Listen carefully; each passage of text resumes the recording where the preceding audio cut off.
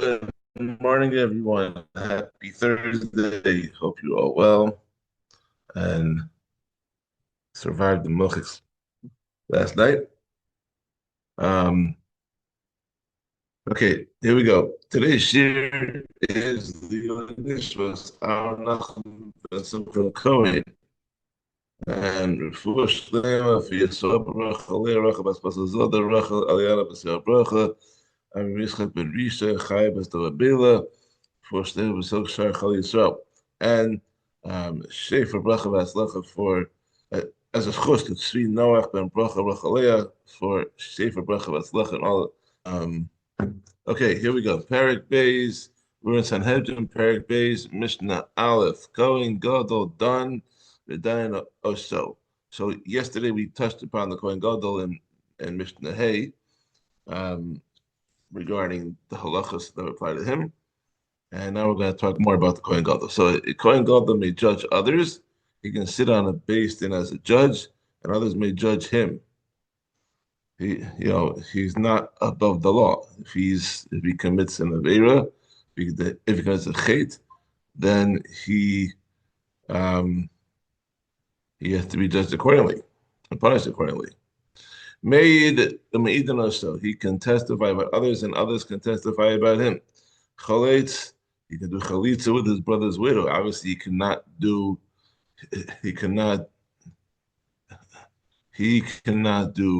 yibum with his brother's wife because he can only marry a beshula. The chalitzim the ishto umiyabin as ishto, and his brothers may perform chalitza or yibum with his wife. So when the Kohen Gadol passes away, the other Kohanim who are not going to be the next Kohen Gadol, they can do chalitza with the Kohen Gadol's wife.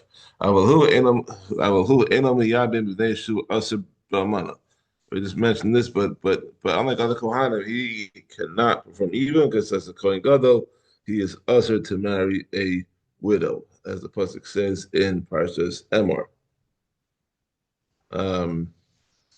Okay, now here's some halachas that Kohen Gadol is treated differently from other Jews.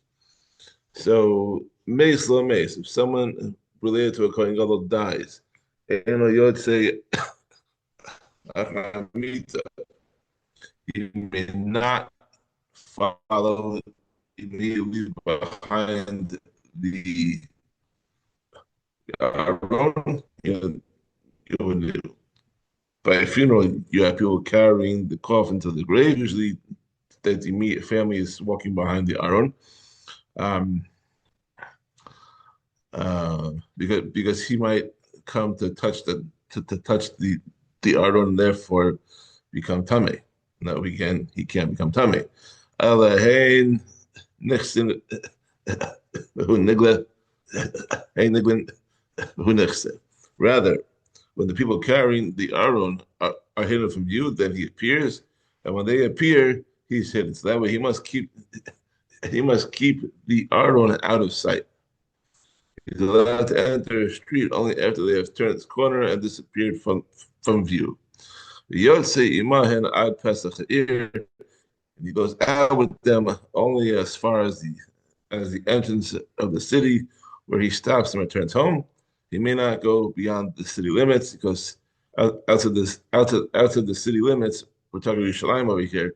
There are no streets and alleyways where he's able to hide himself and keep the Aron out of sight. This is according to Meir. Yehuda Omer, if Yehuda says, "And Yitzie ben Hamikdash," he may not even leave the Beis Hamikdash to follow the Aron. Shenamar ben Hamikdash lo Yitzie. Concerning the death of a Kohen Gadol's relative, it says he shall not leave the Beis Hamikdash. Now, what about Nichel when he comforts others who are in mourning? Very apropos for the 9 days. He does not mingle with everyone else. Rather, as is customary after the Levaya, the Avelim stand in place, and all the people pass in front of them, one after another, offering words of Nechama. Matzo Beno Ha'am. While the one appointed as a deputy Kohen Gadol places the Kohen Gadol in the middle between himself and the people. And the Kohen Gadol goes in the middle with the Skan Kohen Gadol on his right and the people on his left. This way, honor is given to the Kohen Gadol, even when he's giving Nicham Avelim to other people. And when he is in Avelis and he's comforted by others, all the people say to him, "We are your atonement. We are your kapara." Meaning that you'll receive kapara through us because we accept whatever suffering is meant to befall you. And he replies to them, "May you be blessed from heaven." And when they feed him the Suda Savra, who's the mourner's meal, who's the first Suda after the burial, all the people recline on the ground and his the loss of his loved one. Who may save Aleph Safsal while he reclines on the bench as befits his status. The bench is still a lower level thing, but he's still sitting higher than the rest of the people. Mishnah Beis. Hamelech lo dam lo daranosa. A king, contrary to a Kohen Gadol, a king may not judge others, and others may not judge him. Meaning that he does not sit on a base, does not sit on a Sanhedrin. Lo made, lo so. He may not testify about others, and others may not testify about him.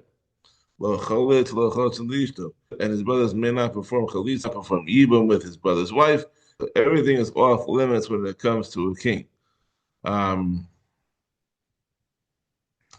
This is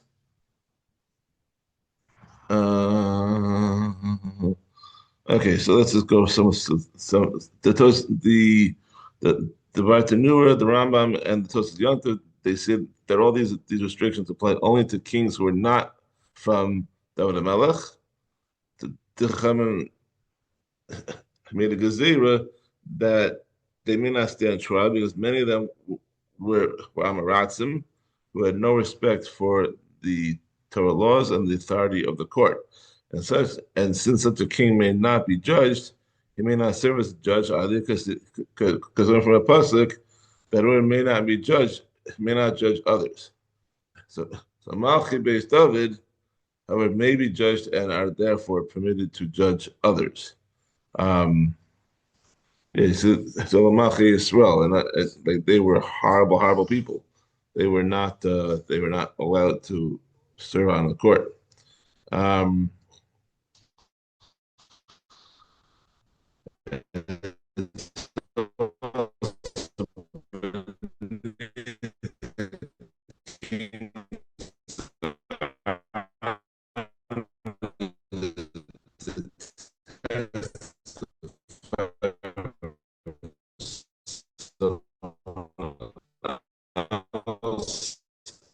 In base, so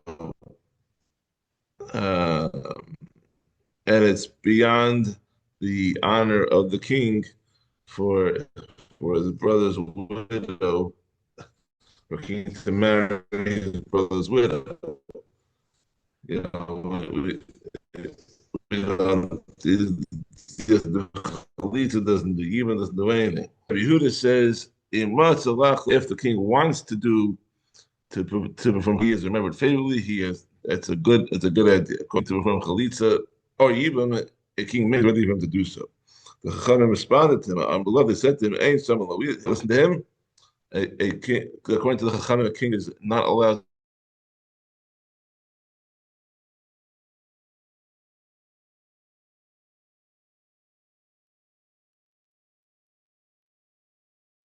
Okay, and we're back. tech issues. So we were where were we? So, the Chachamim said that Ein Shalom Lo, even if he wishes to perform chalitza or yibum, you do not listen to him. According to the Chachamim, he is not allowed to forgo his honor even for the sake of a mitzvah. They know it's an the king dies, no one may marry his widow, because that would be disrespectful to the king. Rabbi Yehuda says, no, say, Melech al Manasso Shamelech. A king may marry the widow of another king. She came as seen with David Shinasa al Manasso Shoshol. We find that David Melech marries the widow of King of Shalom Melech. So now, that Nalachah is based Adonacha is Nashei Adonacha B'Chekecha, as it says in small days, that and Hashem gave you, meaning David, the house of your master, meaning Shaul, and the women of your master on your chest, which according to Yehuda means the women of Shaul's wives.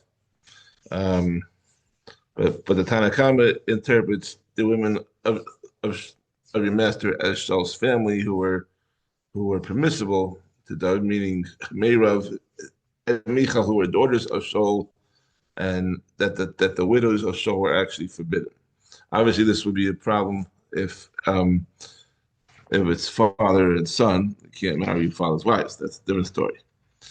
Mishnah Gimel makes Lamei. So someone related to a king dies, and people are carrying the Aron to the grave.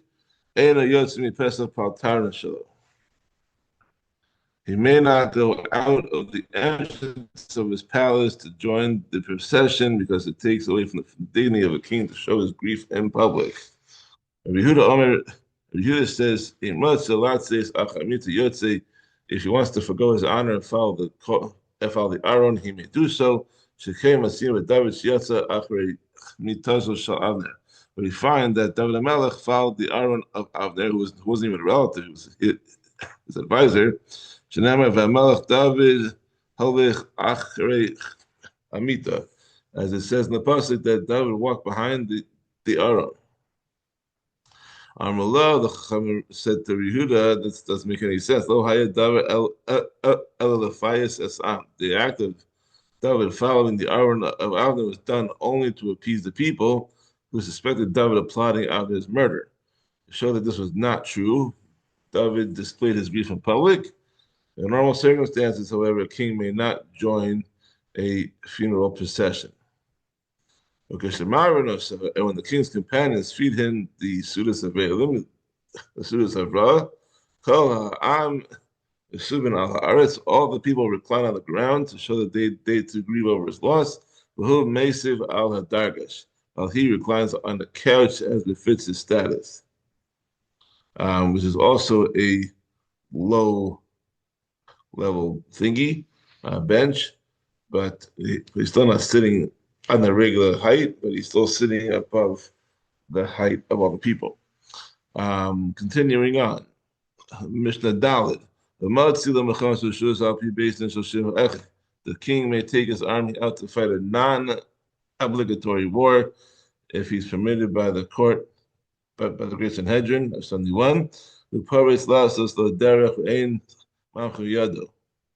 And he may break through walls that surround another's property to make a straight path for himself to reach his own fields and vineyards, and no one may protest against him. Shiur. The path of the king has no limit. He may make the path as wide as he needs. And during a war, all the people plundered the enemy's possessions and placed spoils before him. Who not and he takes his first share. And the king goes first when it comes to the spoils of war. Okay, the pasuk says in Shoftim that he shall not take for himself many wives, only up to 18. We learned the 18 from the pasuk, but he was allowed to triple the number of wives that he already had. And at that time, David had only 6 wives. So the Navi allowed him to have an additional 12, a total of 18.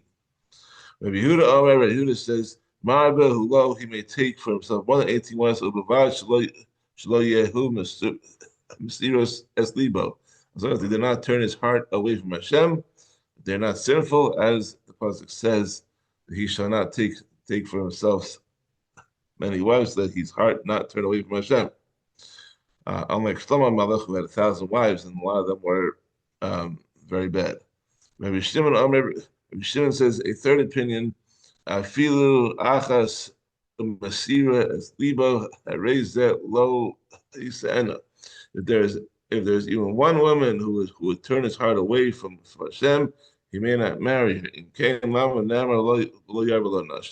If so, that a king may not marry one woman or a bad character. Why is it stated he shall not take for himself many wives? Means that even if the wives who are righteous, such as Abigail, they're limited to 18. Lo Yarvalo Susim, himself many horses. Alakade Merkavto, only enough for his army's chariots. I wonder how that would extend if they had a king nowadays. We're still talk about horses, we're talking about like cars and like vehicles. We'll find out soon. When Mashiach comes in, he's going to tell us what the answer is. The Kesser is that Lo Yarvalo Ma'od. It's also stated regarding a king that he may not collect to himself much silver and gold, only not to pay his soldiers' wages. He cannot store enough money. He can store enough money to pay the soldiers of his permanent army and the members of his staff, but it can also collect the wealth for any other purpose that is in the public interest. The Yisur only applies to amassing treasure for his pleasure or personal glory. That's a problem. And because it was Sefer Torah the Shmo, he must write a personal Sefer Torah for his own sake and never part from it. When he goes out to war, he takes it out with him. When he returns, he brings it back with him. But when he sits in judgment, it is with him. Mesav who connected. When he reclines to eat, it is propped up next to him.